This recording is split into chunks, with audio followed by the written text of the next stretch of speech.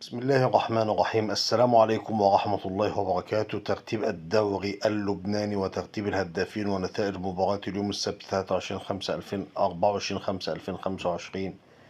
الصفاء 4، الحكمة 0، شباب بعلبك 1، الراسنج 2، العهد 3، التضامن صور 0. جدول الترتيب: مرحلة البطولة: الصفاء 31، الأنصار 29، العهد 28، النجمة 15، الحكمة 15، التضامن صور 13.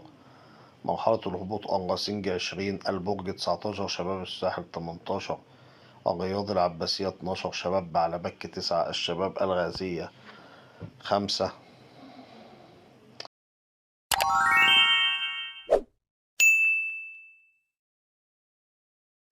الهدافين: حسن معتوق الأنصار 12، إسلام البطران الصفاء 12، محمد ناصر العهد 8، صمد قادري شباب الساحل 8، زين فران العهد 8، هشام خلف الله الأنصار 6، محمود زبيب العهد 6، حسن بازي التضامن صور 6، علي تنشأ الأنصار 5، نادي مطر 5 الأنصار، هادي دكوار شباب الساحل 5، حسن سلامة شباب الساحل 5، جيمي كازان الراسنج 5.